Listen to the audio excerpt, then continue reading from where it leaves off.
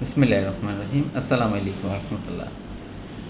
আপনার অজান্তেই আপনার রক্তচাপ বাড়ছে না তো? আপনার অজান্তেই আপনি দিব্যি ঘুরছেন ফিরছেন, কোনো অসুবিধা নেই, মাথা ঘোরা নাই, মাথা ব্যথা নাই, এক কথায় সবই ঠিক আছে, ফিটনেস শরীর। কিন্তু আপনার রক্তচাপটাই অস্বাভাবিকভাবে শরীরের ভিতরে আছে। সবচেয়ে বড় কথা, আপনি জানেনই না যে আপনার উচ্চ রক্তচাপ আছে। ডিয়ার অডিয়েন্স, উচ্চ রক্তচাপকে নীরব ঘাতক বলা হয়। উচ্চ রক্তচাপের অনেক বৈশিষ্ট্য অনেক সময় উপসর্গ ছাড়াই বছরের পর বছর থাকে।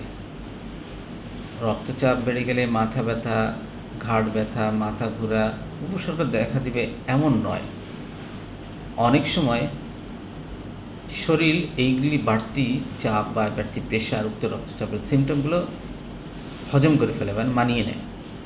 ফলে মানুষ নিজেকে সুস্থ মনে করে, কিন্তু ভেতরে ভেতরে উনি কিন্তু আসলে একজন উচ্চ রক্তচাপ রোগী, যা ওনার গুরুত্বপূর্ণ অর্গানগুলোকে নষ্ট করে দিচ্ছে।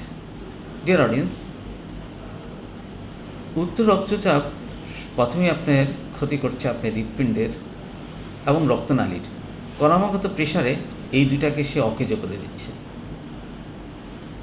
সমস্যাতে আপনার ক্ষতিগ্রস্ত করছে আপনার মস্তিষ্ককে, কিডনি এবং চোখের মতো আপনার গুরুত্বপূর্ণ ভাইটাল অর্গানকে। উচ্চ রক্তচাপের কারণে আপনি যে কোনো মুহূর্তে হার্ট অ্যাটাকে ভুগতে পারেন। হার্ট অ্যাটাকে আল্লাহ মাফ করুক, হৃদরোগের সমস্যা তো হতেই পারে। মস্তিষ্কের স্ট্রোক খুবই খারাপ রোগ, খুবই খারাপ রোগ। স্ট্রোকে আপনি ভুগতে পারেন।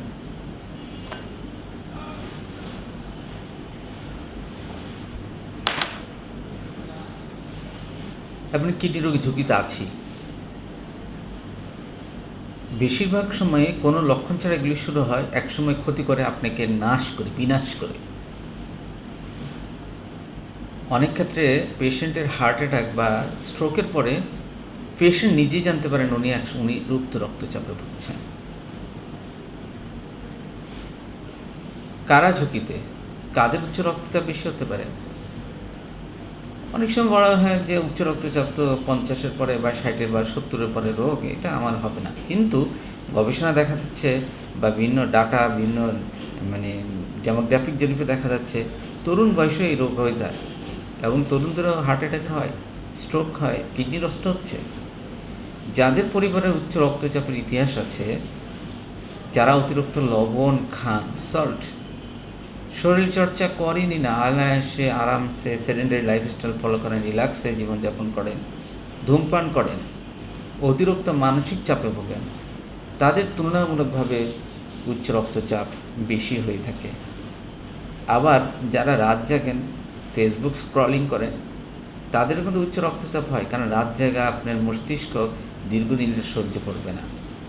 এটাও আপনি উচ্চ রক্তচাপের ঝুঁকিতে থাকেন, বিশেষ করে রাত জাগা রোগরা।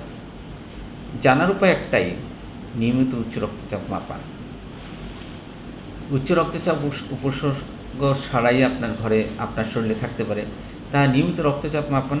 সবচেয়ে সহজ উপায় হলো বাসায় একটা ভালো মানের স্পিগডোম্যানোমিটার, যেটা বা ডিজিটাল উচ্চ রক্তচাপ মাপার মেশিন আছে, এগুলি ভালো মানের, এগুলি ক্যালিব্রেশন করা, যেগুলি প্রপারলি রিডিং দেয়, এরকম রাখেন। প্রয়োজনে সুযোগ মতো মাপেন। মানসম্মত এবং নির্ভরযোগ্য যন্ত্র অবশ্যই উচ্চ রক্তচাপের মাপার জন্য জরুরি। একবারে মাপলে যদি আপনার উচ্চ রক্তচাপ পেয়ে থাকে, ভয় পাওয়ার কিছু নাই। লাইফস্টাইল চেঞ্জ করুন, ওজন কমান, একটু ঘুমান, কার্বোহাইড্রেট জাতীয় খাবার বন্ধ করান, তারপরে আবার ধরেন ডায়াবেটিস থেকে সেটা কন্ট্রোল করুন, দেখবেন আবার কমে যেতে হবে। প্রয়োজন হলে একাধিকবার মাপবেন, প্রয়োজনে ডক্টরের কাছে যাবেন অবশ্যই। তবে কথা হলো, অবশ্যই আপনাকে উচ্চ রক্তচাপ আছে কিনা সেটা যাচাই বাছাই করে নিতে হবে।